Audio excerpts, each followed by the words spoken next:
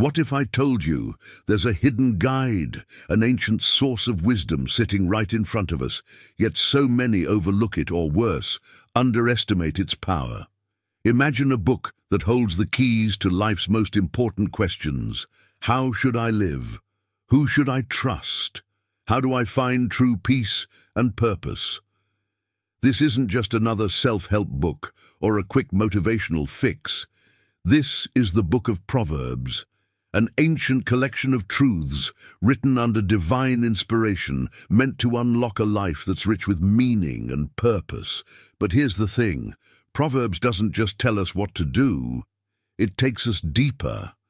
It pulls back the curtain on our daily lives, exposing the choices we face and revealing the true paths that lead to fulfillment or destruction. If you're like most people, you might be tempted to treat Proverbs as nice advice, a list of wise sayings, maybe even a little outdated. But what if I told you these teachings aren't just practical tips, but spiritual insights that have the power to transform the very foundation of your life? These Proverbs aren't here to just inspire you for a day. They're here to reshape your heart, to bring you into alignment with God's eternal truth, and to equip you to handle life's hardest challenges with strength and grace. If I were you, I'd put down every motivational video or self-help podcast and start each morning with this wisdom. Words that not only encourage you, but draw you closer to God Himself, the true source of all understanding. We're going to dive into each topic so you can come back and dig deeper as you let these teachings sink into your soul. And by the end of this journey, you'll see the world differently. You'll understand life through the lens of God's wisdom. So if you're ready to unlock the full potential of your faith, grab a pen, settle in, and prepare for a journey that will challenge you, inspire you, and, if you let it, change your life. If this video brings you value, share it with others, because the wisdom in Proverbs isn't just for you. It's a gift to be passed on, a light in a dark world, calling us all back to the truth and strength found only in God. Let's uncover Proverbs together, here on Deep Bible Stories, where wisdom isn't just ancient, it's alive and waiting for us. What exactly is the Book of Proverbs?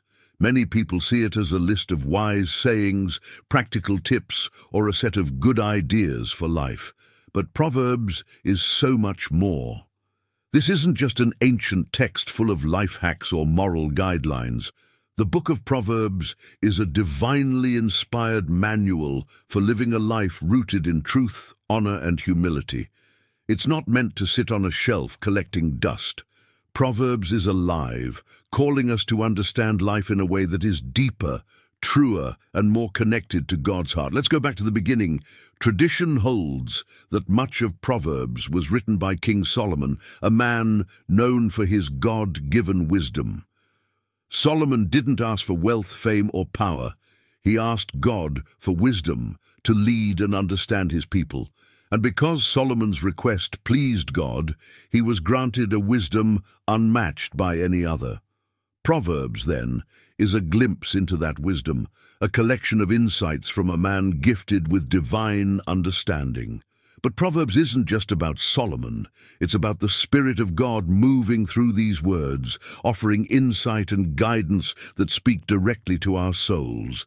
Each proverb is a condensed lesson, a single line that can pierce through to the heart. They're like seeds, small but packed with the potential to transform us from the inside out if we let them take root. Imagine a book that isn't limited to time or culture, a book that was relevant thousands of years ago and is still uncannily relevant today. Proverbs tackles the issues that never change: how to live with integrity, how to choose friends wisely, how to guard our hearts, how to handle money, relationships, anger, pride, and so much more. It covers everything we struggle with, but it goes beyond simple solutions. Proverbs shows us how to walk in God's ways, to live with divine perspective, and to navigate life with His wisdom guiding us. At its core, Proverbs is an invitation to wisdom, but it's not just any wisdom. It's the wisdom that begins with the fear of the Lord. This book is here to guide us not only in what we do, but in who we are becoming. It's like a mirror, reflecting our actions, our motives, and our desires back to us, challenging us to live lives that are in alignment with God's character. So, as we dive into the teachings of Proverbs, remember, this isn't just a book of advice. It's a blueprint for a life that's rooted in eternal truths, meant to grow us into people who reflect the goodness, strength, and love of our Creator. What does it mean to be wise? To walk through life with understanding, purpose, and clarity. Proverbs tells us that all true wisdom begins with something that sounds unusual: the fear of the Lord. Proverbs 1:7 says, "The fear of the Lord is the beginning of knowledge, but fools despise wisdom and instruction." But what does this fear really mean? And why is it so essential? To understand the weight of this phrase, we need to consider the life of the man who wrote it, King Solomon. Solomon wasn't just any ruler. He was the son of David, chosen by God to lead Israel, but he didn't start his reign by amassing power or wealth. Instead, Solomon asked for something that pleased God deeply. He asked for wisdom, so he could lead his people well. In 1 Kings 3:9, Solomon prays, "Give your servant a discerning heart to govern your people and to distinguish between right and wrong." And God granted Solomon wisdom, unlike anyone before or after him. Solomon was given divine insight that went beyond human understanding. His wisdom became famous, drawing leaders from nations far and wide to seek his counsel. And yet, with all his knowledge, Solomon's writings continually emphasize that true wisdom begins not with intelligence or experience, but with a reverent fear of the Lord. This fear isn't terror. It's an awe that overwhelms the soul. It's the awareness that we stand before a holy, all-powerful Creator who knows the depths of the universe, who sees every hidden motive, and who governs with perfect justice. To fear the Lord is to understand that God is infinitely greater than we can comprehend, and yet, incredibly, He invites us to draw near to Him. The book of Ecclesiastes, another of Solomon's writings, reveals the inner struggles Solomon faced even as he pursued wisdom. Ecclesiastes shows a man who sought pleasure, success, and knowledge, only to conclude that without God, it was all meaningless. Solomon declares in Ecclesiastes 12:13, "Fear God and keep His commandments, for this is the duty of all mankind." He had learned firsthand that wisdom apart from God's truth led to emptiness. But why is this fear of the Lord the foundation of wisdom? Because it sets everything in its rightful place. The fear of the Lord is a recognition that we are not the center of the universe. God is. It's a humbling realization that all human knowledge is limited, that our understanding is a shadow compared to God's light. This fear, this reverence, makes us teachable, ready to receive truth that transcends our limited perspective. In the book of Sirach, a banned book from the traditional canon, but treasured in the Ethiopian Orthodox Bible, we find a similar insight. The beginning of wisdom is to fear the Lord. She is created with the faithful in the womb. Sirach 1:14. Sirach reveals that this wisdom, born from the fear of the Lord, is woven into the hearts of those who seek God earnestly. It is not learned through human efforts, but gifted by God to those who approach Him with reverence. Imagine for a moment standing before the throne of God, seeing His glory that no human eye can bear, sensing His power, His purity, His holiness. This is the kind of awe that Proverbs calls us to have.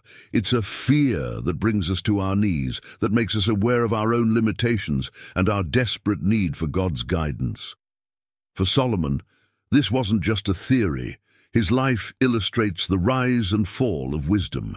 In his early years, Solomon followed God closely, seeking divine wisdom above all else. But later, Solomon's heart grew divided as he pursued wealth, foreign alliances, and even idolatry. The very man who wrote, "The fear of the Lord is the beginning of wisdom," would stray from that foundation, led astray by pride and distraction. The book of Ecclesiastes captures his later reflections. A man who had it all, but realized he had lost his way without God's wisdom anchoring his life. This is why Proverbs starts with the fear of the Lord. It's a warning, a call to remain grounded, to remember that all wisdom, all knowledge, all understanding begins and ends with God. Without the fear of the Lord, even the wisest can lose their way. In today's world, we're taught to believe that wisdom comes from within, that the answers are found in self-discovery, or the latest trend, or a successful career. But Proverbs challenges us to start with humility, to admit that we are not the source of wisdom. God is. Only when we acknowledge His authority, His holiness, His sovereignty, do we open ourselves to receive true wisdom. In Proverbs, relationships are never treated as casual or unimportant.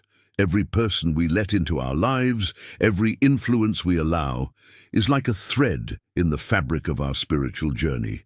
These people shape our character, our values, and even our faith. Proverbs speaks to this with an urgency, making it clear that the people we choose to walk with can lead us either toward life or toward destruction. Let's look at Proverbs 13:20, which says, "Walk with the wise and become wise, for a companion of fools suffers harm." Picture Solomon surrounded by advisors, military leaders, servants, and foreign envoys. As king, he knew the power of influence more than most. He had to discern which people strengthened his reign and which would bring him harm. In those early years, he sought out wise counsel, surrounding himself with people who reinforced his desire to honor God. But over time, Solomon's relationships would change. In his later years, Solomon drifted. He surrounded himself with people who led him to compromise his faith.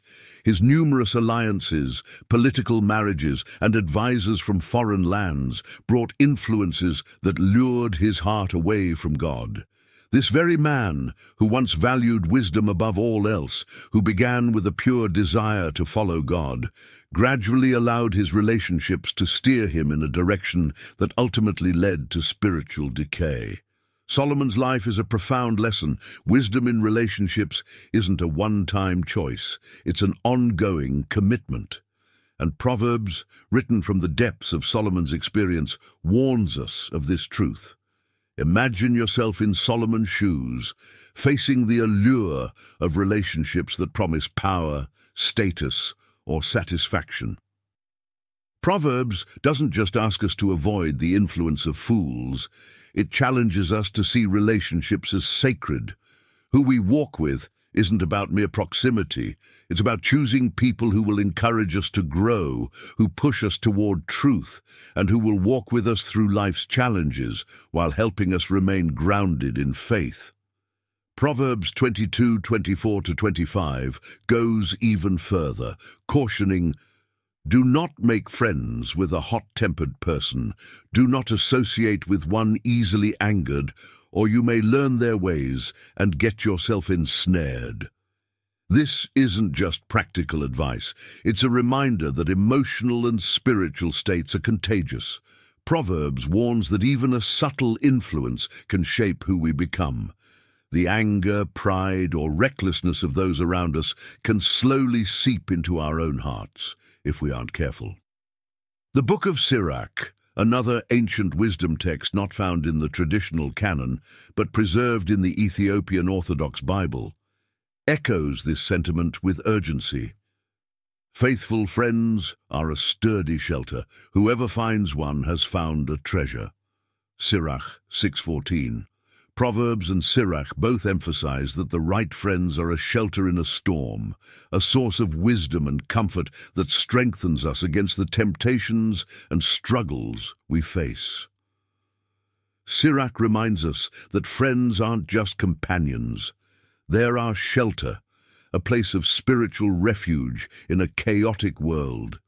The people we choose to let into our inner circle influence our thoughts, our habits, and even our future. We live in a world where relationships are often treated as disposable, where people come and go, and where the meaning of friendship has often been reduced to a connection on social media. Proverbs calls us to something deeper.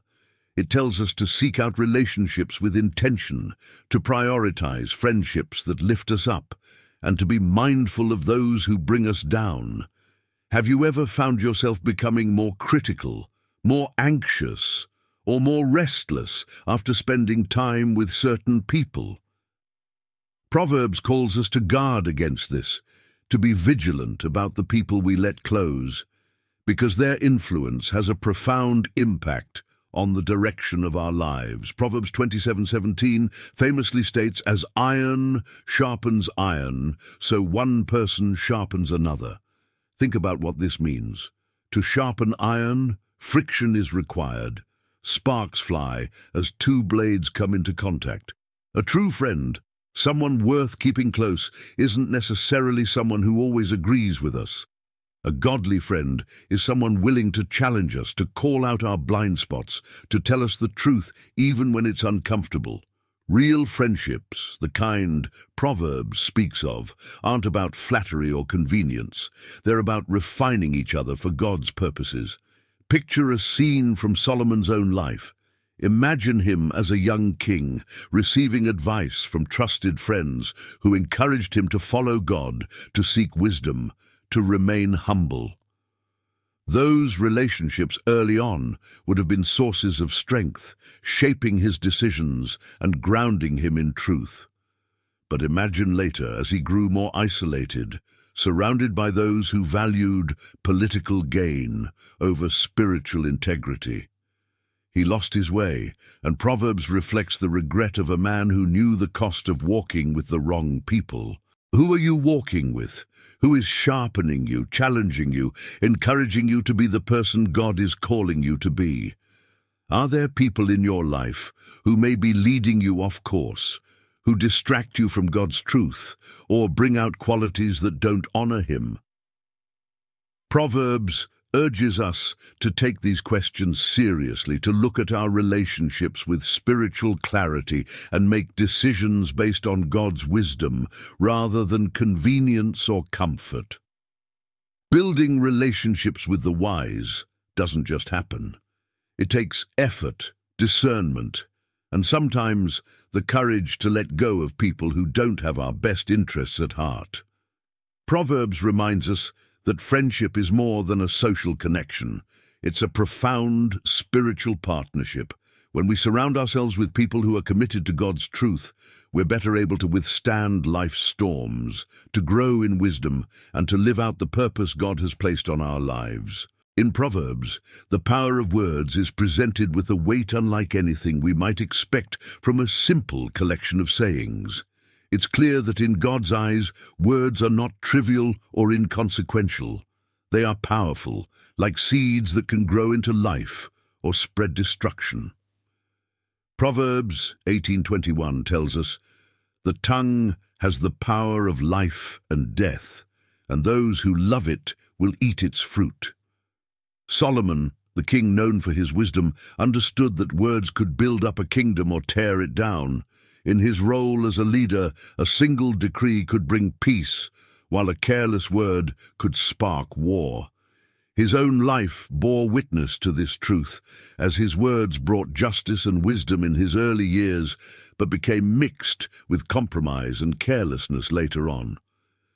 This truth in Proverbs isn't just for leaders, it's for every one of us. Every word we speak has the power to heal, to encourage, to bring joy, or to wound, to deceive and to destroy.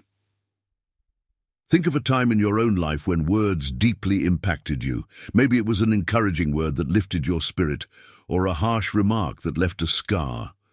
Proverbs doesn't hold back in showing us that words are never just words. They can create ripples that spread through our own lives and the lives of others, reaching far beyond the moment they're spoken. Proverbs 12:18 says, "The words of the reckless pierce like swords, but the tongue of the wise brings healing." Imagine a sword, a weapon designed to wound, to harm. Proverbs compares reckless words to that weapon, highlighting how easily we can hurt others without even realizing it. Solomon, through his own journey, likely saw how his words impacted the lives of his people, his family, and his kingdom. What's powerful here is the contrast Proverbs gives us. The reckless words that pierce like swords versus the wise words that bring healing. Words, when spoken with wisdom, have the ability to mend what's broken, to soothe the wounds left by the harshness of life. We all know the feeling of being uplifted by an encouraging word, the way a kind comment can turn a bad day around or give us hope when we're struggling. Proverbs reminds us that each of us has this power within us, to either heal or hurt, to build up or tear down. Proverbs doesn't shy away from the potential harm of words. Proverbs 15:1 offers this insight. "A gentle answer turns away wrath, but a harsh word stirs up anger." Solomon understood that our responses have a profound influence on the outcome of a situation. Think of how many conflicts, arguments, or misunderstandings could be diffused with a simple, gentle response. The Proverbs invite us to approach our conversations with humility, to seek to understand before seeking to be understood. Words, however, don't only impact those around us, they shape our own hearts. The book of James in the New Testament picks up on this theme in a way that echoes Proverbs, likening the tongue to the rudder of a ship. James 3:4-5 says, "Take ships as an example. Although they are so large and are driven by strong winds, they are steered by a very small rudder wherever the pilot wants to go. Likewise, the tongue is a small part of the body, but it makes great boasts." Like a rudder, our words can steer the direction of our hearts, guiding us either toward God's truth or away from it. Imagine standing before Solomon asking him, "What is the secret to living in peace?" His answer wouldn't likely be about power or wealth. He would say, "Guard your tongue." For Solomon, the true test of wisdom was often revealed in the way a person spoke, in the gentleness, honesty, and restraint of their words. For him, wisdom wasn't just about what he knew, but how he chose to speak. Here's where Proverbs takes it a step further.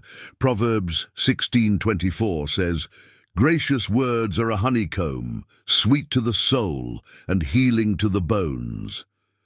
In ancient Israel, honey wasn't just a treat, it was a precious resource, a gift of sweetness in a land where sugar was rare. Honey was both a delight and a healing balm.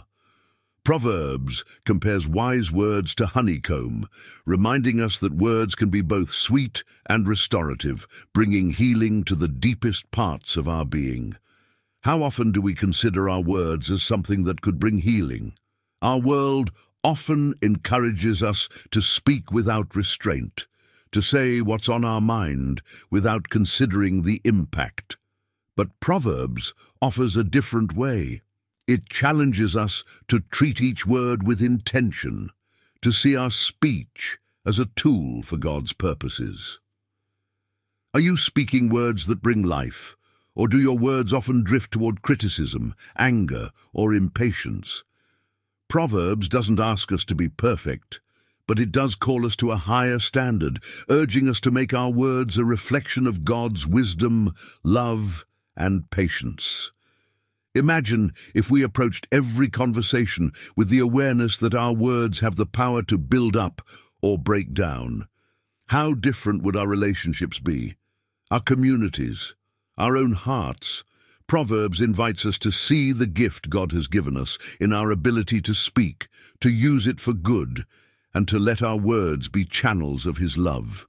In the book of Proverbs, work and wealth aren't treated as mere means to an end. Instead, they're seen as opportunities to reflect God's character, to show faithfulness in the smallest details, and to honor Him in how we handle both our efforts and our resources. Proverbs 10:4 states, "Lazy hands make for poverty, but diligent hands bring wealth." This isn't just advice about making a living. It's a call to approach our work with intention, viewing our efforts as part of a bigger picture, a picture that includes our relationship with God and our witness to the world around us. King Solomon, as a ruler with access to unimaginable wealth, understood the delicate balance between prosperity and responsibility. He knew that riches could bless a kingdom when used wisely or bring ruin if sought selfishly. In Proverbs, Solomon's teachings reflect this tension, warning against laziness and greed while promoting diligence and contentment. One vivid illustration Solomon uses to teach about diligence comes from Proverbs 6:6-8. "Go to the ant, you sluggard, consider its ways and be wise. It has no commander, no overseer or ruler, yet it stores its provisions in summer and gathers its food at harvest." Imagine that, Solomon, one of the wealthiest men in history, pointing to a tiny ant to demonstrate a powerful principle of wisdom. The ant, though small, embodies the virtues of self-discipline, preparation, and foresight. It doesn't work only when watched, nor does it labor for immediate gratification. Instead, the ant diligently stores and gathers, working toward a future need with steady, quiet effort. Proverbs challenges us to consider our own approach to work and finances in the same way. Do we work only for short-term gains, for what will satisfy our desires now, or are we like the ant, diligent and disciplined, working with integrity even when no one is watching? Solomon understood that work done faithfully, no matter how mundane, reflects a heart that honors God. In Proverbs 22:7, Solomon issues a sober warning. "The rich rule over the poor, and the borrower is slave to the lender." This verse is more than a caution against debt. It's a reminder that money can become a trap if not handled with care. Proverbs doesn't condemn wealth itself, but warns that without wisdom, it can easily lead to bondage. A life built on borrowing and spending beyond one's means can quickly spiral into a form of enslavement, a dependency on the lender rather than on God. In today's culture, debt is often marketed as a way to achieve dreams instantly. A new car, a bigger home, a luxurious vacation, all just a loan away. But Proverbs urges us to view wealth differently. Financial freedom, according to Proverbs, isn't about having everything we want. It's about living within our means, about letting our needs drive our spending rather than our desires. It's about experiencing the peace that comes from being free from the chains of debt, knowing we can be generous without worry. The book of Sirach, also known as Ecclesiasticus, another ancient wisdom text respected in the Ethiopian Orthodox Bible, mirrors this teaching with a similar warning. Sirach 31:1 says, "Wakefulness over wealth wastes away one's flesh, and anxiety about it drives away sleep." Sirach reinforces Proverbs' message. Chasing wealth without wisdom can drain us, consuming our peace and even our health. Both Proverbs and Sirach emphasize that true prosperity isn't found in endless accumulation, but in contentment, generosity, and a heart free from the bondage of materialism. Proverbs 11:24-25 offers yet another layer to this wisdom, revealing the paradox of generosity. One person gives freely, yet gains even more. Another withholds unduly, but comes to poverty. A generous person will prosper. Whoever refreshes others will be refreshed. This may seem counterintuitive in a world that encourages us to hold tightly to what we have, but Proverbs presents giving as a divine principle. Those who give generously are themselves enriched, not necessarily in material wealth, but in joy, peace, and spiritual blessings that far surpass the value of money. Imagine living this way, not clinging to every dollar, but trusting God's provision, being free to give without hesitation, knowing that God's abundance flows through those who are willing to share. This is the wisdom that Proverbs invites us into, a life of freedom, contentment, and faith. And when it comes to hard work, Proverbs 12:11 reinforces the virtue of honest labor. Those who work their land will have abundant food, but those who chase fantasies have no sense. Solomon understood the lure of get-rich-quick schemes, the idea that shortcuts could lead to instant wealth. But Proverbs warns that integrity in work and consistency in effort yield true, lasting reward. Honest labor, whether in our careers, our homes, or our ministries, bears fruit over time, while shortcuts often lead to disappointment or even ruin. Are you working and managing your finances in a way that honors God's wisdom? Are you diligent in your efforts, mindful of debt, and open-handed in generosity? Proverbs calls us to evaluate our work and resources not as things we own, but as gifts entrusted to us by God. How we handle these gifts reveals our hearts. Imagine starting each day with the intention to work for God, to handle money with His wisdom, to see each task and each paycheck as part of a larger divine purpose. Proverbs doesn't just want us to work and earn, it wants us to live with purpose, diligence, and peace in every area of our lives. If these teachings resonate with you, take a moment to reflect on how you might align your work and finances with God's principles. And if you know someone who might benefit from this wisdom, share this video with them. Here on Deep Bible Stories, we're on a journey to uncover truths that not only impact our spiritual lives, but shape how we live, work, and give. In Proverbs, integrity isn't just a virtue, it's the bedrock of a life that truly honors God. Proverbs teaches that integrity isn't about perfection, but about consistency, honesty, and alignment with God's ways. It's the commitment to do what's right, not just when it's easy or when others are watching, but in every circumstance. Proverbs 10:9 says, "Whoever walks in integrity walks securely, but he who makes his ways crooked will be found out." Imagine the life of Solomon, a king who was entrusted with both power and wisdom. He knew the temptations that came with wealth and influence, the allure of shortcuts, the appeal of bending truth to gain favor or avoid conflict. Early in his reign, Solomon was celebrated for his wisdom and discernment. He asked God for understanding, not riches or power, and God blessed him abundantly. Yet as time passed, Solomon's integrity would be tested. He would learn, as we all do, that integrity isn't a one-time choice, but a continual commitment, a daily decision to live by the principles that align us with God's truth. Integrity, in the eyes of Proverbs, is more than honesty or moral uprightness. It's about being whole, undivided. To walk in integrity is to live in alignment with God's character, with no hidden agendas, no double-mindedness. It's the quiet strength of knowing that our actions, words, and thoughts are all guided by a commitment to truth, justice, and compassion.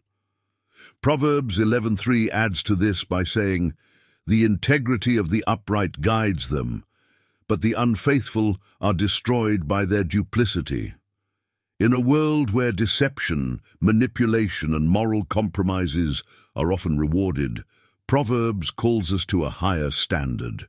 It tells us that integrity acts like a compass, guiding us through the challenges, the temptations, and the uncertainties of life. When we walk in integrity, we're not swayed by the latest trend or temptation. Instead, we're grounded, our path is clear, and our conscience is at peace. The Book of Sirach offers a similar perspective, emphasizing the value of integrity and the blessings of a righteous heart. Sirach 4:10 warns, "Do not let your integrity or loyalty be compromised, even if it seems to bring suffering." Like Proverbs, Sirach reminds us that integrity sometimes comes at a cost. Standing firm in truth might not always bring immediate rewards. In fact, it might bring criticism, misunderstanding, or even hardship. But Proverbs assures us that this cost is worth it. Whoever walks in integrity walks securely. There's a security, a peace that comes from knowing we are in alignment with God, that our lives are a reflection of His character, even when the world doesn't understand or agree. Imagine yourself in a difficult situation where the truth is hard to tell, where honesty could cost you something precious, a relationship, a job opportunity, or the approval of those you respect. Proverbs speaks to that moment, urging us to choose the path of integrity over convenience, to trust that God honors those who honor Him, even when it seems costly. Proverbs 27 says, "The righteous who walks in his integrity, blessed are his children after him." This verse touches on something profound, the legacy of integrity. Integrity doesn't just affect our lives, it shapes the lives of those who come after us. Children, friends, family members, all are impacted by the example we set. When we walk in integrity, we're creating a legacy that blesses others, a path they can follow with confidence. Imagine the blessing of passing down not just material wealth, but a legacy of character, a reputation for honesty, a name associated with kindness and faithfulness. Proverbs also makes it clear that integrity isn't just a safeguard for ourselves. It's a light that shines in the darkness of a broken world. Proverbs 4:18 beautifully captures this. "The path of the righteous is like the morning sun, shining ever brighter till the full light of day." When we live with integrity, our lives are a beacon of hope, a testimony that it is possible to walk uprightly in a world filled with corruption and deceit. People around us see this light, they're drawn to it, inspired by it, and sometimes even changed by it. In today's culture, integrity can feel like a lonely road. We're often pressured to bend the truth, to take shortcuts, to follow the crowd, even when it goes against our convictions. But Proverbs calls us to something greater. It promises that those who walk in integrity walk with a confidence that no worldly approval can offer. They walk with the assurance that their steps are ordered by God, that He sees their faithfulness, and that He rewards those who honor His truth. Let's think for a moment about what it would look like to live with this kind of integrity in every area of our lives. Imagine relationships built on honesty, workplaces where people respect one another's word, communities that value truth over convenience. Integrity is more than a personal virtue. It's a transformative force, one that has the power to reshape our families, our communities, and even our world. Proverbs 28:6 reinforces this by saying, "Better is a poor man who walks in his integrity than a rich man who is crooked in his ways." This verse speaks directly to a timeless temptation, the desire to compromise for the sake of gain, to sacrifice character in pursuit of wealth, success, or status. Proverbs teaches us that true wealth isn't measured by our bank accounts or social status, but by the depth of our character. A life lived in integrity is one of the greatest treasures we can possess, and it's a treasure that doesn't fade or lose its value. Are you walking in integrity? Are there areas in your life where compromise has crept in, where convenience has taken the place of conviction? Proverbs challenges us to examine our hearts, to align every part of our lives with God's truth, and to let His wisdom guide each step. The book of Proverbs often points to a paradox that feels almost countercultural. True greatness is found in humility. Over and over, Proverbs warns that while the world exalts pride and self-confidence, it is humility that brings us closer to God.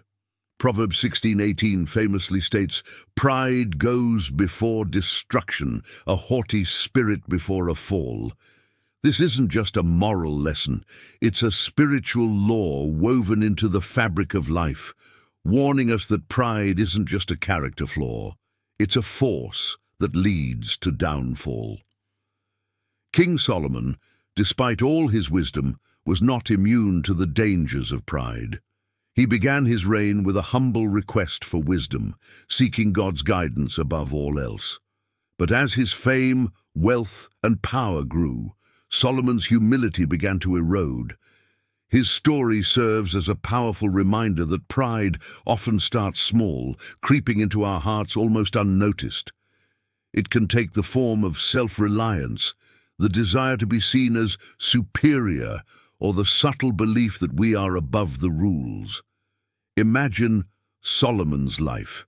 He built a glorious kingdom, amassed wealth that would make him the richest man of his time, and ruled with authority that was unmatched. Yet his heart gradually shifted. The very king who once declared the fear of the Lord as the beginning of wisdom would later make decisions that led to his kingdom's fragmentation. Solomon's life illustrates that pride is not only dangerous, but deceptive. It can thrive under the surface, wrapped in success, achievement, and even good intentions, until it eventually leads us away from God. Proverbs 11:2 adds, "When pride comes, then comes disgrace, but with humility comes wisdom." To the world, pride can appear strong, confident, even admirable. But in God's eyes, pride is dangerous because it blinds us to our need for Him. Pride creates a barrier between us and the wisdom God offers. Proverbs tells us that humility, on the other hand, opens the door to true understanding. To be humble is to recognize that we don't have all the answers, that our strength is limited, and that our lives are secure only in God's hands. Humility is the foundation of wisdom because it keeps us teachable. Proverbs 3:34 echoes this truth, saying, "He mocks proud mockers, but shows favor to the humble and oppressed." The humble are those who remain open to correction, who are willing to learn, and who acknowledge their dependency on God. This is why Proverbs speaks so highly of humility. It brings us into alignment with God's heart, allowing us to see ourselves and the world as He does. In the book of Sirach, humility is praised in a similar way. Sirach 3:18 advises, "The greater you are, the more you must humble yourself, so you will find favor in the sight of the Lord." Sirach, like Proverbs, highlights the irony of humility. The more we achieve, the more we need to remember our dependence on God. This goes against what the world teaches us. We're often told to celebrate our strengths, to stand out, to prove ourselves. But Proverbs and Sirach call us to a different standard, one where we take less pride in our accomplishments and more joy in serving others. Proverbs 29:23 warns us again, saying, "Pride brings a person low, but the lowly in spirit gain honor." This verse challenges us to question where we place our sense of worth. Pride builds itself on the things that the world values: power, status, and appearance. But humility finds worth in God's love and in the quiet strength that comes from walking in obedience to Him. Proverbs teaches that those who are lowly in spirit will be lifted up by God. It's a principle that invites us to let go of the need for recognition and instead trust that God sees, knows, and honors those who seek Him with a humble heart. Consider the life of Jesus, who demonstrated the ultimate humility. In the New Testament, we see the fulfillment of Proverbs' teachings on humility in Christ.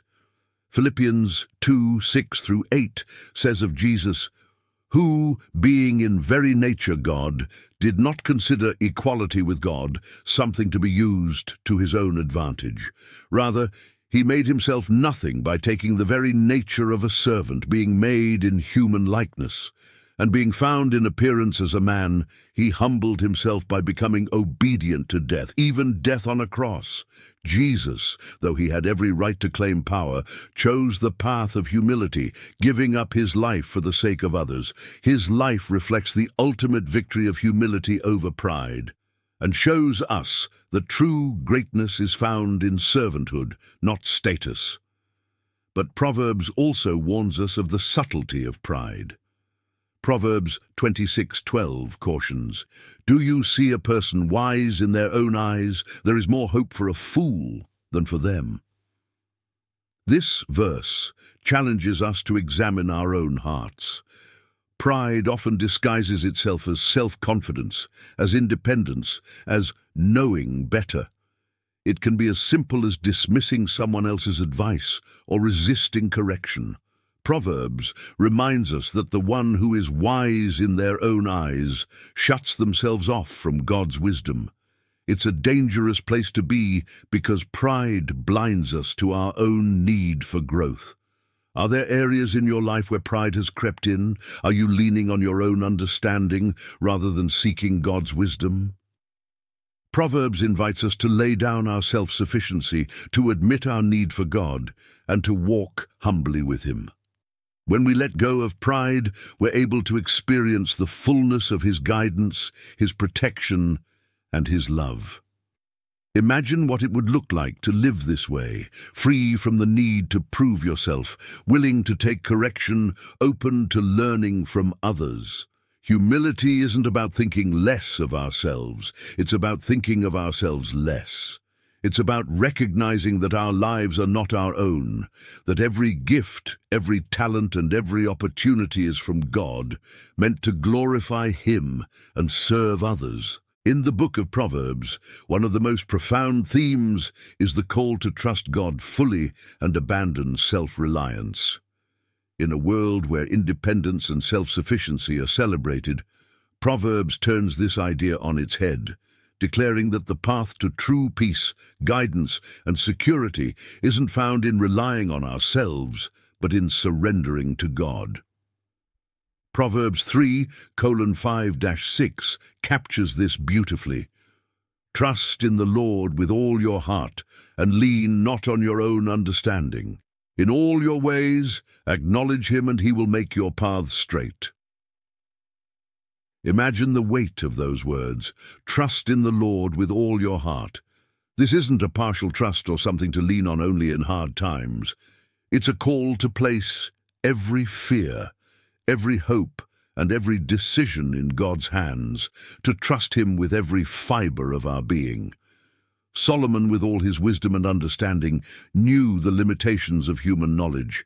Despite his unparalleled insights, he saw that even the wisest person falls short of understanding the fullness of God's plan. This is why he implores us to trust not in ourselves, but in God, whose wisdom surpasses all. Self-reliance is an enticing path. It offers control, a sense of security, and the promise that we can determine our own destiny. But Proverbs warns that leaning on our own understanding ultimately leads us into troubled waters. Proverbs 28:26 declares, "Those who trust in themselves are fools, but those who walk in wisdom are kept safe." This isn't an insult. It's a stark reminder that our knowledge, as vast as it may seem, is limited. We can't see the full picture or anticipate the consequences of every decision. To rely solely on ourselves is to build our lives on a foundation that cannot withstand life's storms. Imagine yourself standing at the edge of a dense forest, trying to find your way through without a map. You might navigate some parts on your own, but eventually you'll reach places where your own sense of direction isn't enough. Proverbs tells us that God is that map, that guide who knows every twist and turn ahead. When we acknowledge him surrendering our plans and our paths, he directs us, not just randomly, but with purpose and precision.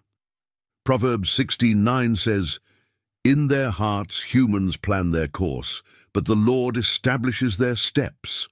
This verse captures the mystery and beauty of God's guidance.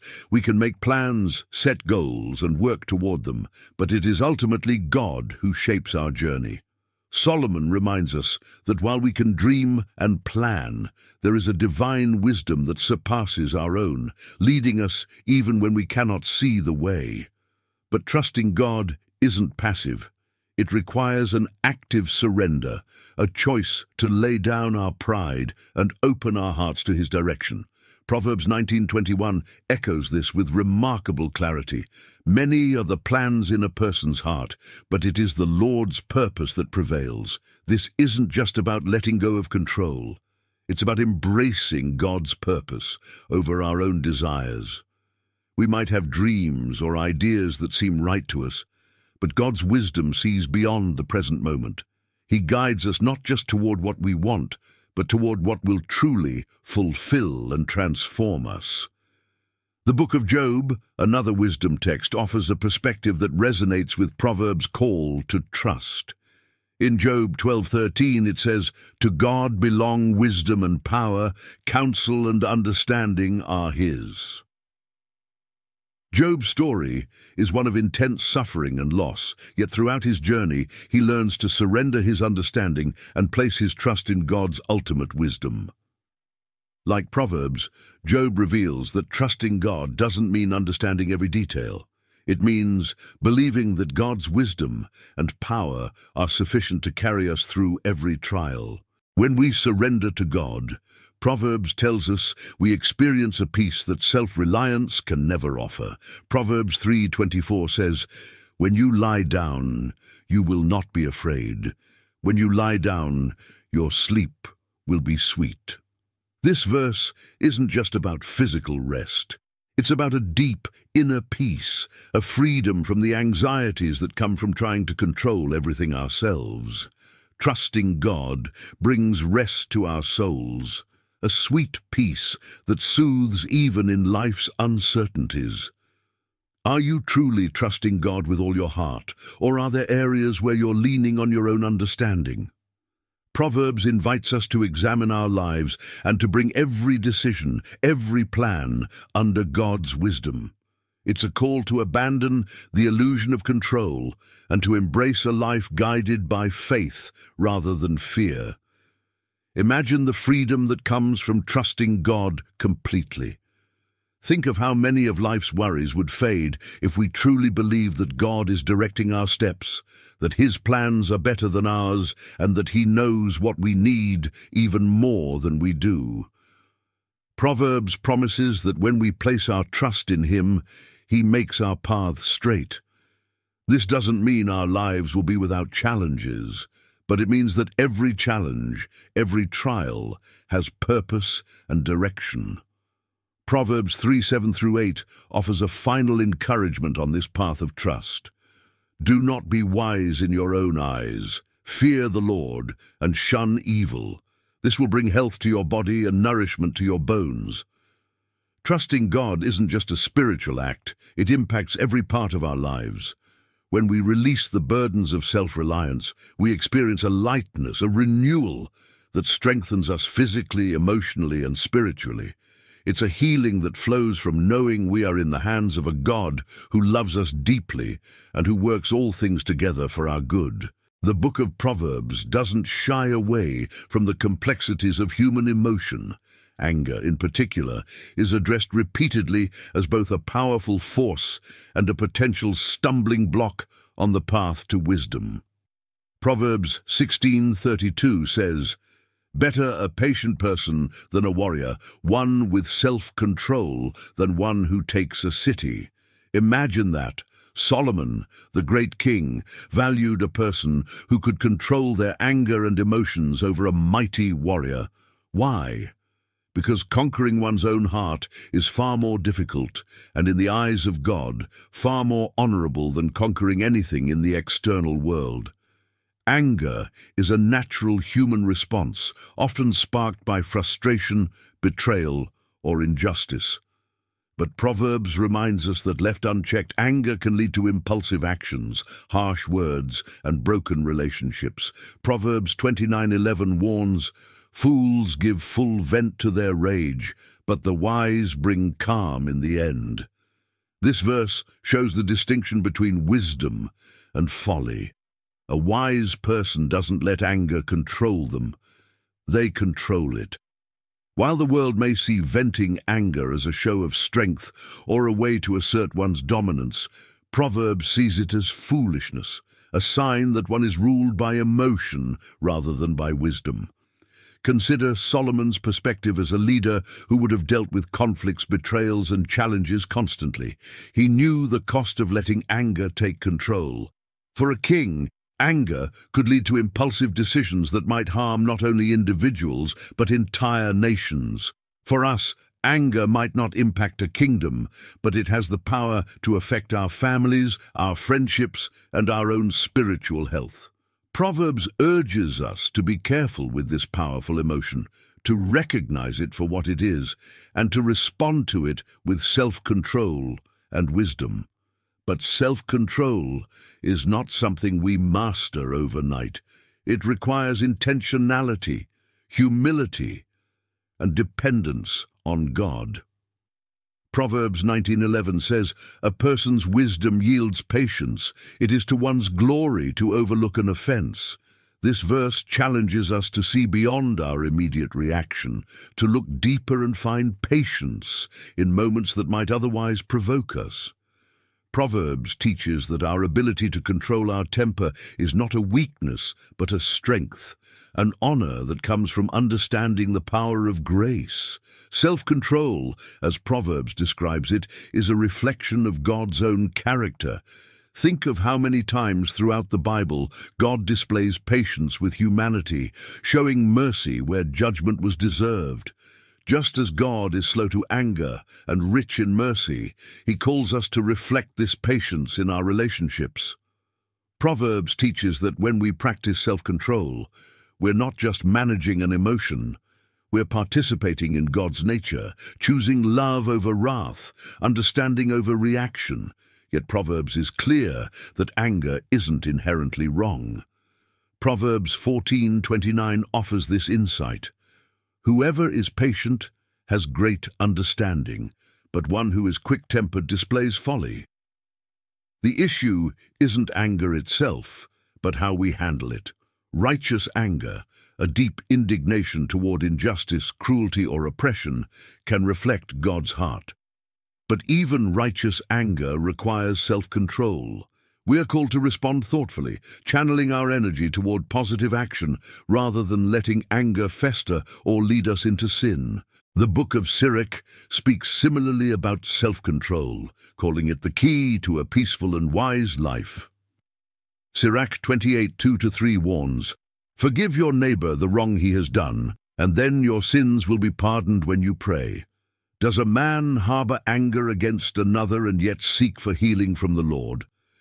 Sirach, like Proverbs, challenges us to let go of anger, especially when it hinders our relationship with God. In both texts, there's a clear message. Forgiveness and self-control aren't just good practices, they're essential to a life of wisdom and peace. In today's world, the idea of self-control over anger feels almost countercultural. We live in an age where speaking your mind and getting even are often praised, where anger is sometimes seen as a badge of honor, a way to assert oneself. But Proverbs tells us that real strength isn't in unleashing our anger, but in holding it back. Proverbs 15:18 advises, "A hot-tempered person stirs up conflict, but the one who is patient calms a quarrel." This isn't just practical advice. It's a spiritual principle. Choosing patience over anger not only preserves peace, it reflects the heart of God.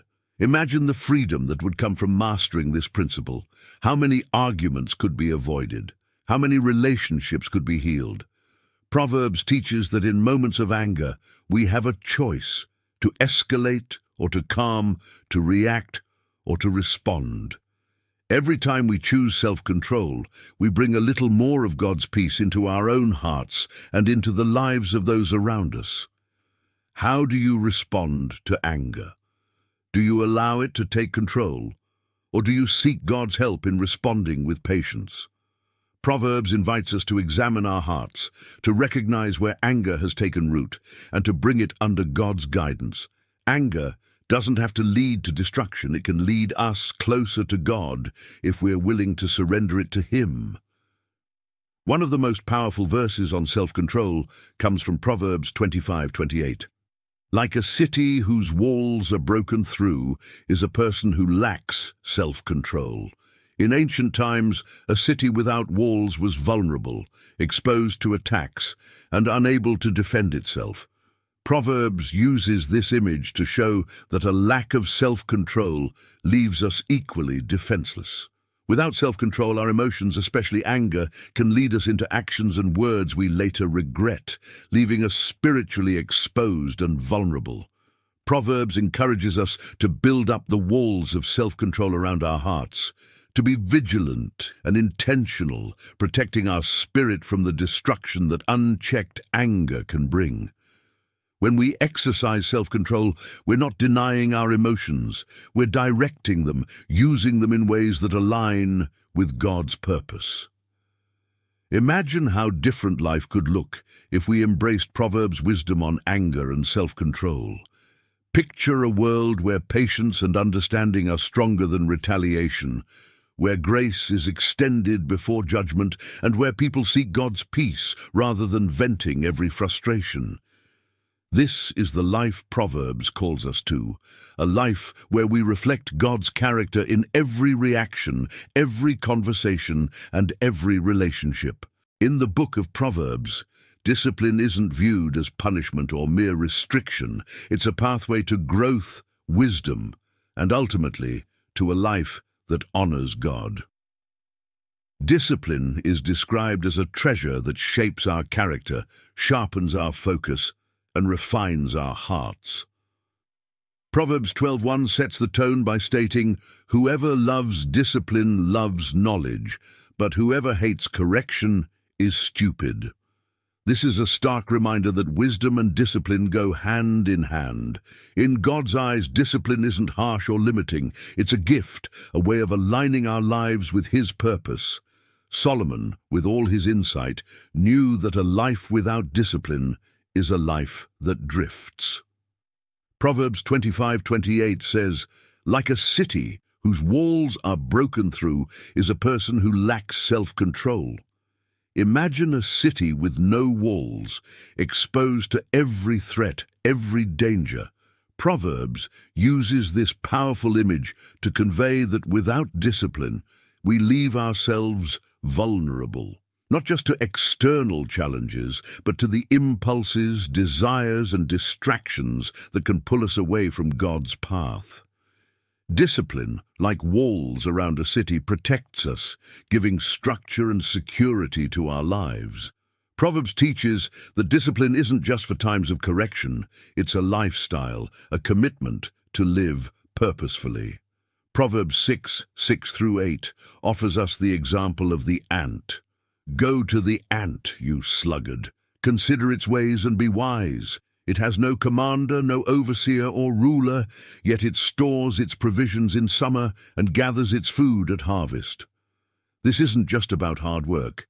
It's about self-motivation, the ability to act with foresight and diligence without constant supervision. Proverbs encourages us to adopt the ant's disciplined way of life, to prepare, to persevere, and to keep moving forward even when no one is watching. At its core, Proverbs teaches that discipline is an act of humility. It's the willingness to be corrected, to learn from our mistakes, and to acknowledge that we don't have all the answers. Proverbs 3:11-12 says, "My son, do not despise the Lord's discipline, and do not resent his rebuke, because the Lord disciplines those he loves, as a father the son he delights in." Discipline, in this sense, is not only valuable, but a sign of God's love. When God corrects us, he's not punishing us. He's guiding us, helping us avoid paths that lead to destruction and nudging us back toward life. This concept of loving correction and discipline can feel foreign in a world that values independence and freedom from accountability.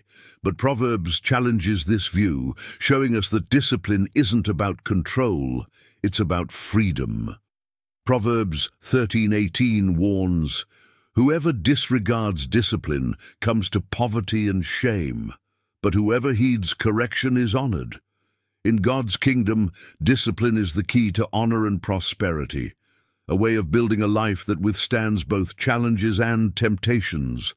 The person who embraces discipline isn't restricted.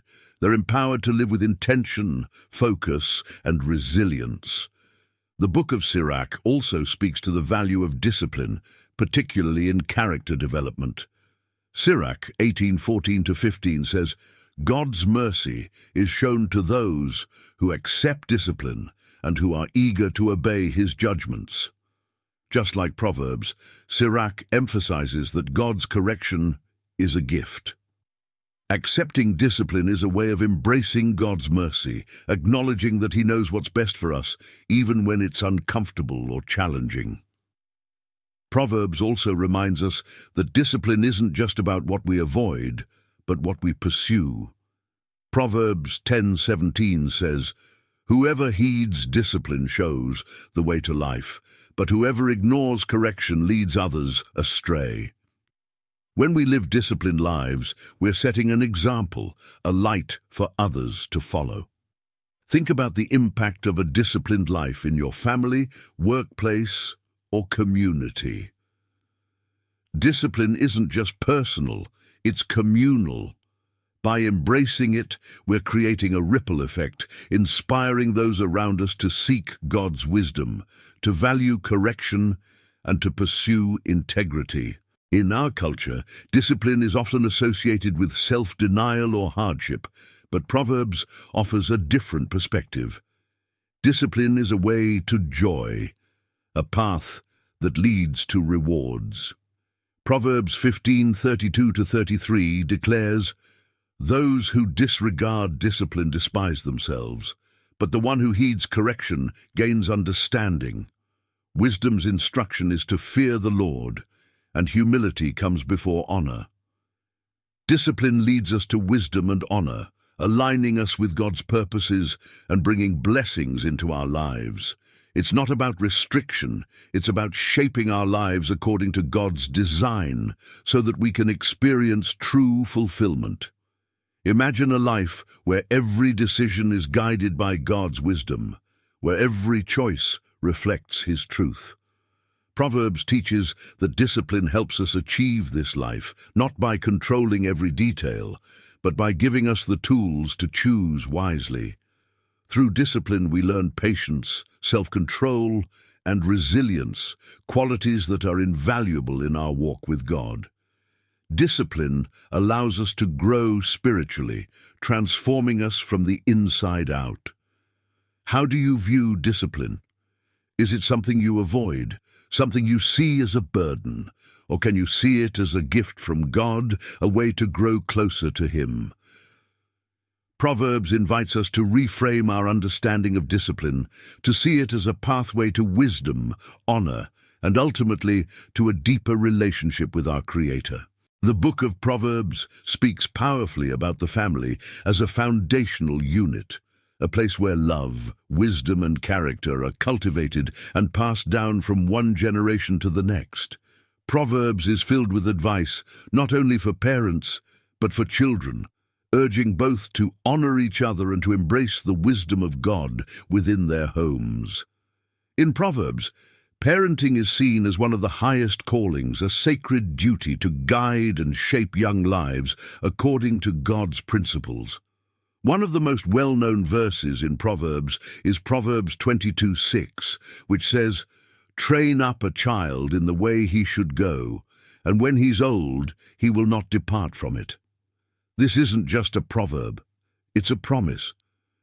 Proverbs acknowledges that the foundation we build in our children's lives will shape their paths, influencing the choices they make long after they leave our homes. But what does it mean to train up a child? It's more than just teaching right from wrong. It's about guiding children to know God personally, instilling a deep love and respect for His Word, and modeling a life that seeks His wisdom daily. Imagine Solomon, the author of many Proverbs, passing down this wisdom to his own children, sharing the insights he learned through both success and failure. He knew that wisdom doesn't come from mere instruction, but from example. Proverbs reminds us that as parents, our lives speak as loudly as our words. Children learn not only from what we say, but from what we do, from the way we handle conflict, treat others, and live out our faith. Proverbs emphasizes that discipline is a vital part of parenting. Proverbs 13:24 tells us, "Whoever spares the rod hates their children, but the one who loves their children is careful to discipline them." In the context of Proverbs, the rod represents guidance and correction, not punishment for punishment's sake. The goal is to lead children away from harmful behaviors and toward righteousness. Discipline in Proverbs is a form of love, a way to teach children the difference between wisdom and folly, right and wrong. It's a tool to help them grow in character and to protect them from paths that lead to destruction. Yet, discipline in Proverbs is always balanced with love and patience. Proverbs 15:1 teaches, "A gentle answer turns away wrath, but a harsh word stirs up anger." Parenting is a call to embody both firmness and gentleness, to correct with compassion and to teach with patience. Proverbs urges parents to avoid harshness, knowing that anger or criticism can wound a child's spirit. Instead, parents are encouraged to model patience and understanding, to create an environment where children feel secure in both love and guidance. The Book of Sirach offers a similar view, highlighting the responsibility parents have in shaping their children's lives. Sirach 31:2 says, "Whoever loves their son will discipline him often, so that he may rejoice in him in the end." This echoes Proverbs' teaching, emphasizing that discipline is an act of love, not control. Just as Proverbs warns against harshness, Sirach reminds us that true discipline is rooted in love and directed toward a child's future joy and fulfillment. Both texts remind us that parenting is a balance of instruction and encouragement, correction and affirmation. In Proverbs, children are called to honor their parents, recognizing the wisdom and experience they offer. Proverbs 1:8-9 says, "Listen, my son, to your father's instruction, and do not forsake your mother's teaching. They are a garland to grace your head and a chain to adorn your neck." Here, Proverbs speaks to the beauty of a parent's guidance, portraying it as a crown, a blessing, and a source of honor. When children respect and embrace the wisdom of their parents, they carry a legacy of strength and character that blesses them throughout life. But Proverbs also places a great responsibility on parents to be worthy of that honor.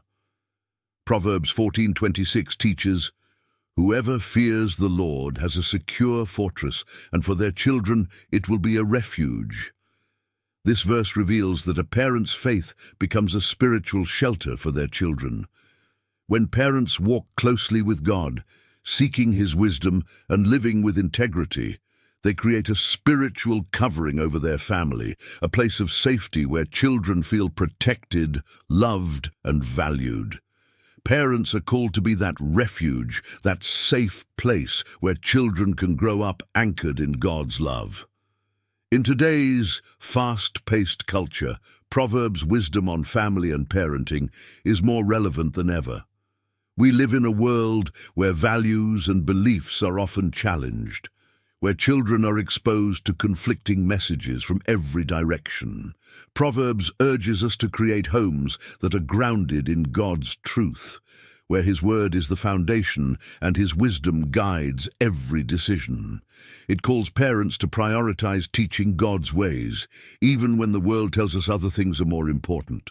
Let's pause and reflect. Are we creating a home where God's wisdom is cherished and taught? Are we modeling patience, integrity, and love in a way that honors God? Proverbs invites us to see our families as the first place where faith is lived out, a place where God's truth is not only taught, but embodied.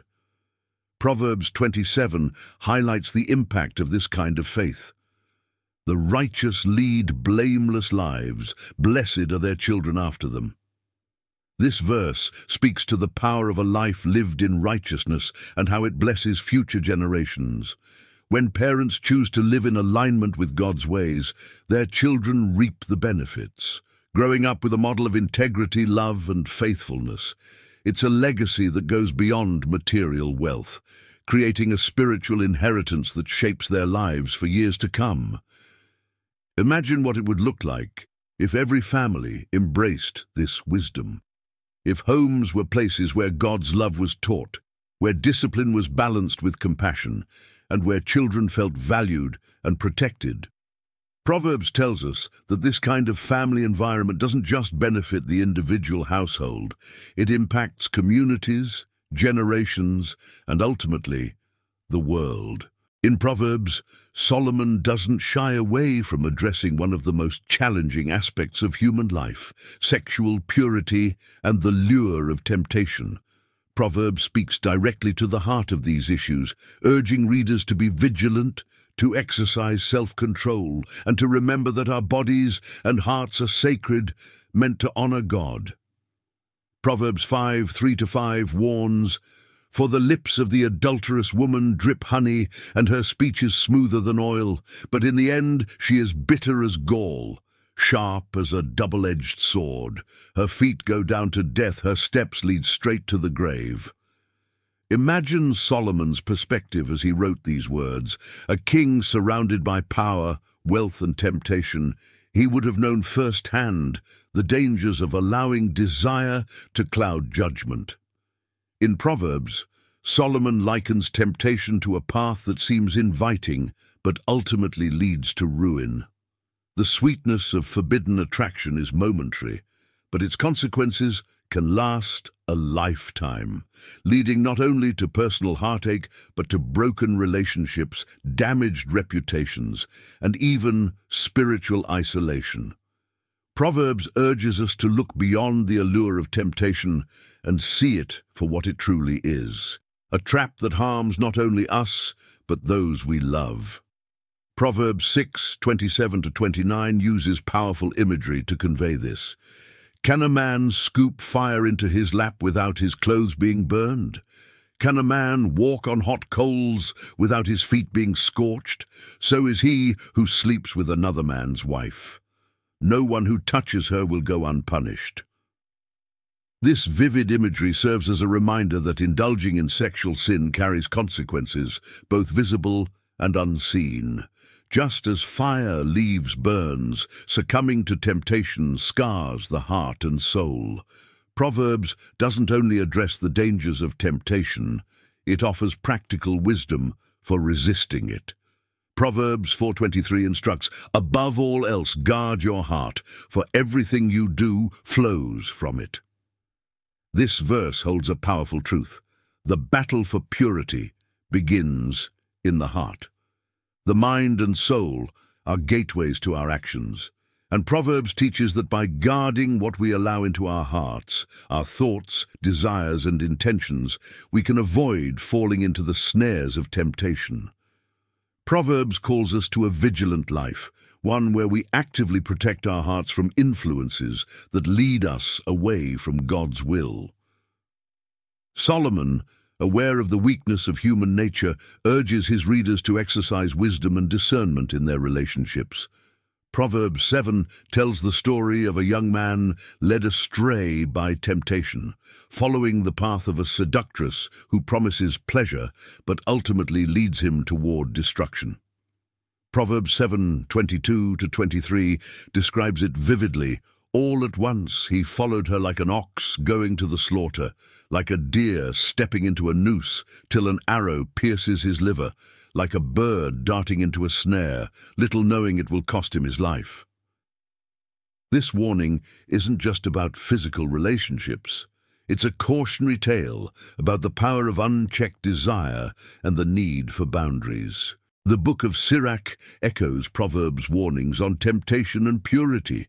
Sirach 9:3-4 advises, "Do not gaze at a virgin, lest you be ensnared by her beauty.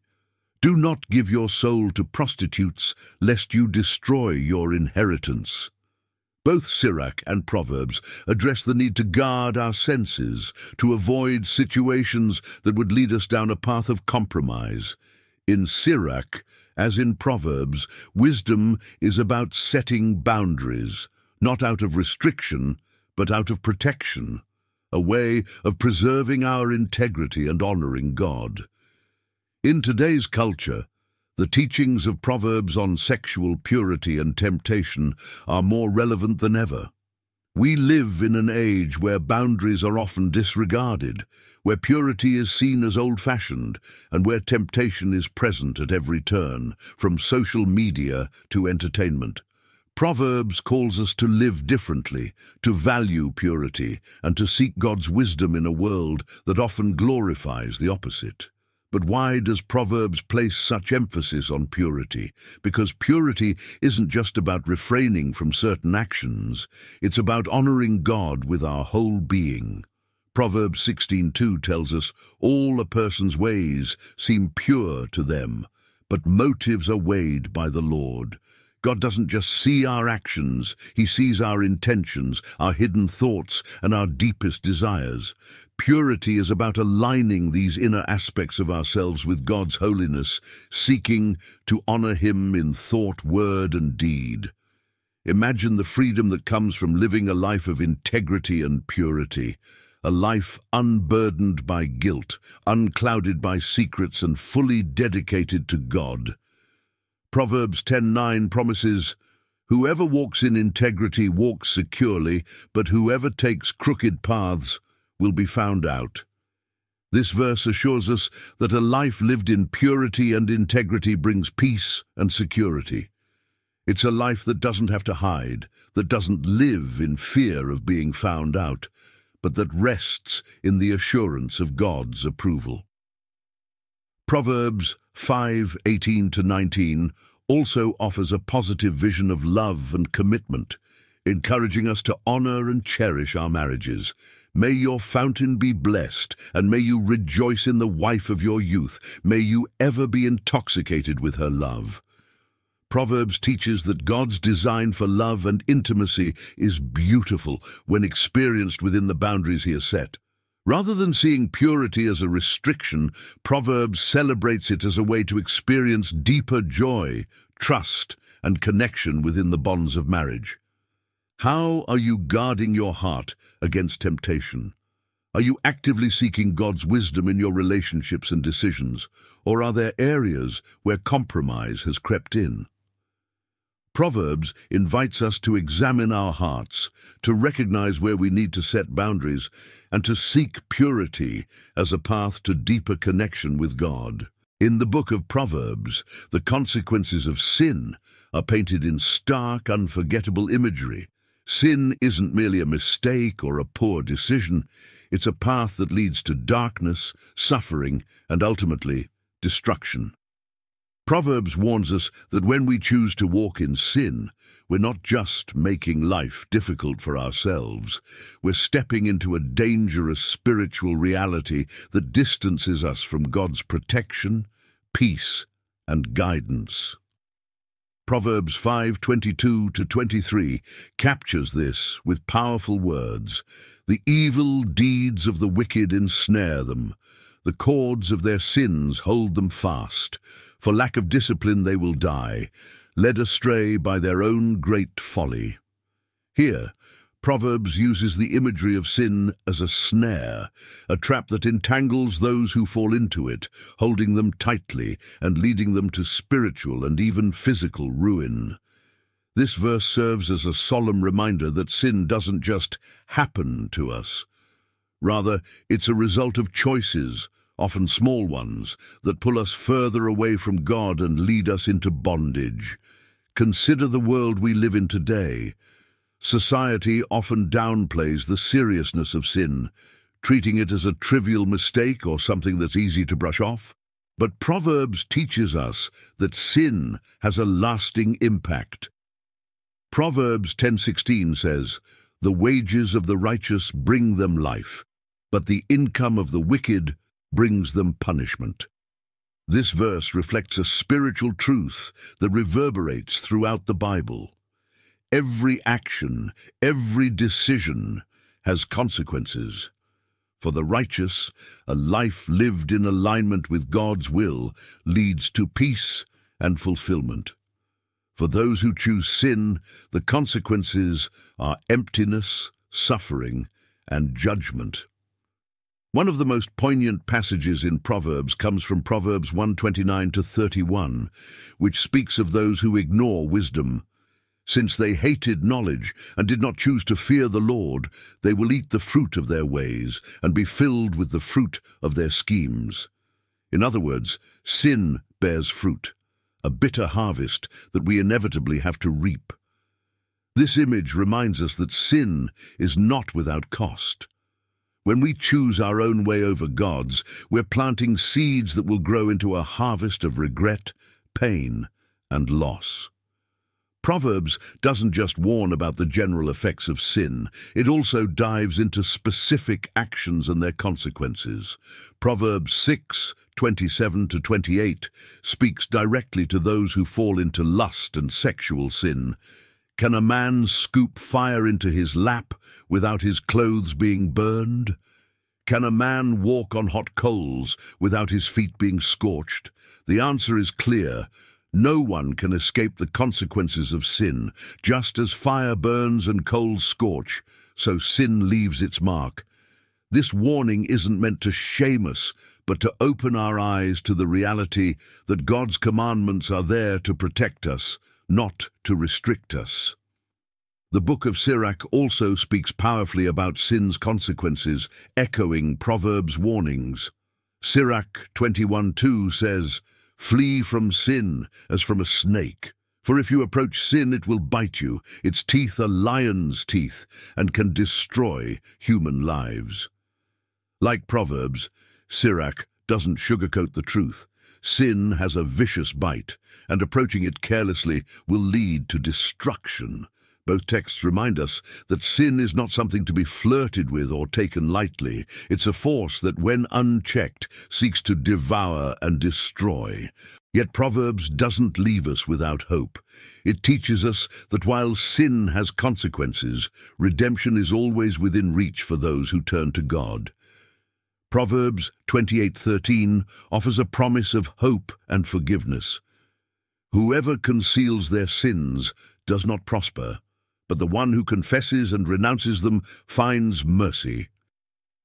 This verse shows that while sin entraps us, confession and repentance free us. God is merciful, willing to forgive those who acknowledge their wrongs and seek His grace. Proverbs urges us to be honest about our sins, to confess and turn away from them, knowing that in God's mercy there is freedom.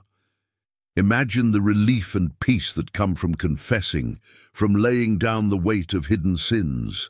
Proverbs 14:12 warns, "There is a way that appears to be right, but in the end it leads to death." This isn't just a warning about moral failure, it's an invitation to examine the paths we're walking. Are we following our own understanding, or are we seeking God's wisdom to guide us? Proverbs teaches that without God's wisdom, we may think we're on the right path, but it leads to spiritual death. Proverbs calls us to a life of integrity, one that resists sin and its consequences by seeking God's truth. Proverbs 16:6 says, "Through love and faithfulness sin is atoned for. Through the fear of the Lord evil is avoided."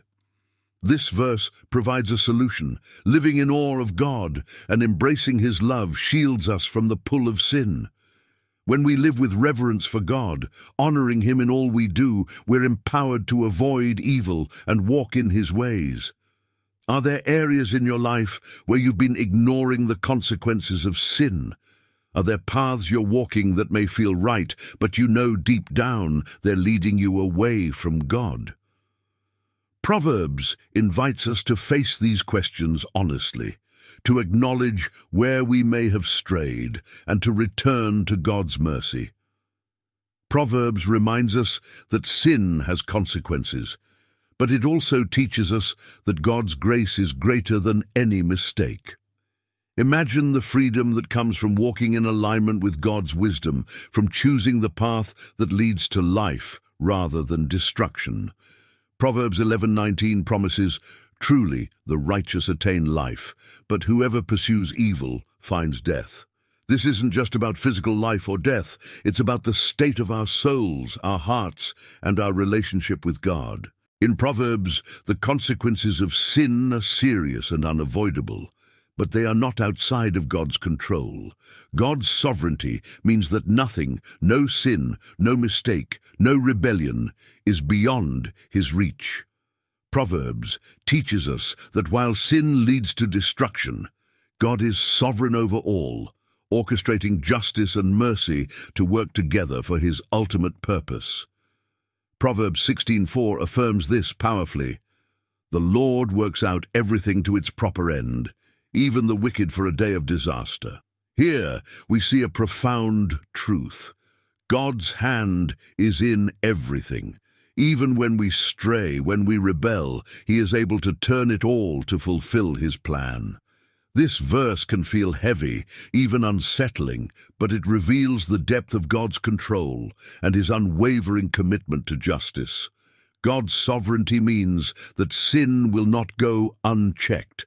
The consequences of our actions unfold within His design, guiding us back to Him or demonstrating the seriousness of living outside His will.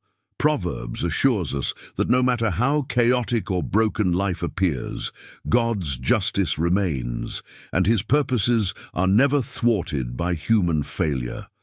In Proverbs 3:33-34, we're reminded that the Lord's curse is on the house of the wicked, but He blesses the home of the righteous. He mocks proud mockers, but shows favor to the humble and oppressed. This paints a picture of God's justice and mercy in action. While sin brings a curse upon those who reject God's ways, humility invites His grace and favor. God's sovereignty ensures that sin's consequences aren't arbitrary or meaningless. They serve a purpose, drawing us toward repentance and showing the contrast between a life aligned with God and a life against Him. One of the most striking aspects of Proverbs' approach to God's sovereignty is its focus on the heart. Proverbs 21:1 says, "In the Lord's hand the king's heart is a stream of water that He channels toward all who please Him." Even the hearts of kings, rulers, and leaders are under God's control. This means that the consequences of sin, whether in our personal lives or at a societal level, are allowed or redirected by God according to His purpose. No sin, no failure, no leader is beyond His influence. God is constantly at work, guiding, correcting, and using every situation, even those resulting from sin, for His glory. Imagine the comfort and reverence that comes from knowing that nothing, not even the consequences of our worst decisions, can derail God's plan. Proverbs 19:21 reminds us, "Many are the plans in a person's heart, but it is the Lord's purpose that prevails." This doesn't diminish our responsibility or the impact of sin's consequences, but it reveals God's unshakable sovereignty. Though we may face setbacks, heartbreaks, or consequences from sinful choices, God is always in control, weaving everything into His divine tapestry. In the book of Job, another profound wisdom text, we see a similar theme of God's sovereignty over all things. Job suffers immense loss, yet he acknowledges that even in his suffering, God's sovereignty and purpose remain. Job 42:2 declares, "I know that you can do all things. No purpose of yours can be thwarted." Proverbs echoes this, showing us that the consequences of sin and even the trials we face are never outside of God's sovereign reach. But Proverbs doesn't only focus on God's justice, it balances this with the theme of mercy. Proverbs 28:13 assures us, "Whoever conceals their sins does not prosper, but the one who confesses and renounces them finds mercy." God, in his sovereignty, offers a way back for the sinner. He doesn't leave us to suffer the consequences alone. His mercy is available to those who turn back to him, acknowledging their need for his grace. This mercy doesn't erase the natural consequences of sin, but it redeems them, bringing healing, forgiveness, and restoration to the one who repents. Think about what it means to know that God, in his sovereign power, is also abundantly merciful. Proverbs 3:11-12 tells us, "My son, do not despise the Lord's discipline, and do not resent his rebuke, because the Lord disciplines those he loves. As a father the son he delights in." God's discipline, even when it involves the painful consequences of sin, is motivated by love. He corrects and guides us not to punish, but to restore, leading us back to a path that aligns with his will. In his sovereignty, he uses every consequence, every hardship, to refine us, teach us, and deepen our relationship with him. This is the paradox of Proverbs' teaching on sin and God's sovereignty. While sin brings consequences, God uses even those consequences for our good. He is a God who transforms ashes into beauty, who brings life from death. Proverbs 16:9 captures this beautifully. "In their hearts humans plan their course, but the Lord establishes their steps." Even when we stray, God establishes a way back. He is the God of second chances, of redemption, and of restoration. Have you experienced consequences from choices or actions that you now regret? Are there areas where sin has led to pain, and you wonder if anything good can come from it? Proverbs encourages us to bring these experiences to God, to trust that his sovereignty is greater than our failures. He can use every mistake, every consequence to teach us, to bring us closer to him, and to reveal his grace in ways we never imagined. As we close, reflect on the journey Proverbs invites us to take. Are you ready to embrace wisdom as a way of life, to live with integrity, humility, and reverence for God? This wisdom transforms us from the inside out, shaping us into people who honor God not just with words, but with every action. If this journey through Proverbs has spoken to you, consider sharing these truths with others. Here on Deep Bible Stories, we're dedicated to uncovering the hidden wisdom of Scripture, revealing the depth of God's love and purpose for every one of us.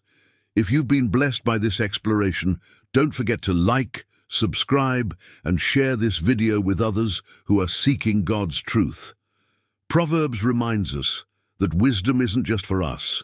It's something to be shared, a light that can guide others toward God's love and redemption. Remember, as Proverbs teaches us, true wisdom begins with a heart that reveres the Lord. May this wisdom guide you, and lead you into a life of joy, peace, and unwavering trust in God. Stay blessed.